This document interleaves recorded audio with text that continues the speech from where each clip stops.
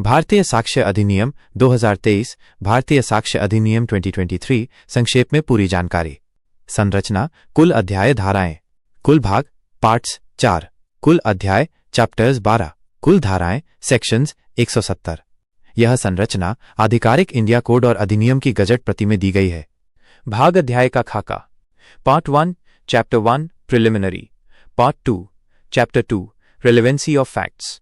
Part 3, chapters 3 VI on proof, judicial notice, मौखिक साक्ष्य, दस्तावेजी, electronic साक्ष्य आदि।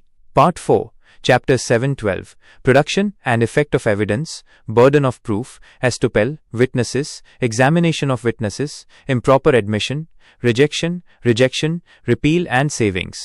यह कब लागू हुआ? राष्ट्रपति की सहमति 25 दिसंबर 2023, अधिनियम संख्या 47/2023। प्रवर्तन एनफोर्समेंट की तिथि 1 जुलाई 2024, भारत सरकार की अधिसूचना के अनुसार। यह क्यों लाया गया? उद्देश्य, नीति आधार।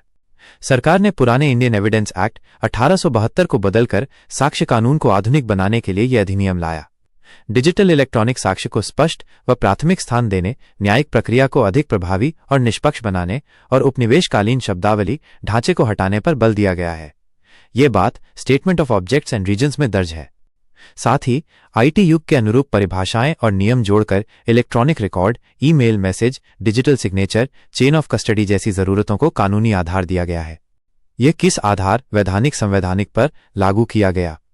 साक्ष्य विषय 7वीं अनुसूची के समवर्ती सूची लिस्ट 3 की प्रविष्टि 12 के अंतर्गत आता है, अर्थात संसद और राज्य दोनों विधेयक बना सकते हैं, परंतु टकराव में संसद का कानून प्रधान होता है। इस विषय पर संसद ने अधिनियम बनाया और अधिसूचना द्वारा लागू किया। लागू क्षेत्र, कहाँ लागू, कहाँ नहीं। लागू, भारत में सभी न्यायालयों के समक्ष अभ्यंतर होने वाली सभी न्यायिक कार्यवाहियों पर, कोर्ट मार्शल सहित। लागू नहीं, एफिडेविट, हलफनामा पर तथा आर्बिट्रेशन मध्यस्थता की कार्यवाही पर। ये बातें धारा 1-2 में स्पष्ट हैं। प्रमुख बदलाव, मुख्य विशेषताएं चयनित। 1, इलेक्ट्रॉनिक डिजिटल रिकॉर्ड का समावेश, पार्ट 3, चैप्टर V।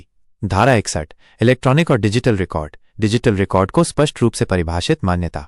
धारा 62-63, इलेक्ट्रॉनिक रिकॉर्ड से संबंधित विशेष प्रावधान और एडमिसिबिलिटी प्रमाण्यता हेतु प्रमाण पत्र प्रक्रिया, साथ में शेड्यूल में chain of custody, hash value आदि का प्रारूप। 2, डिजिटल संचार पर अनुमान, प्रिजम्पशंस।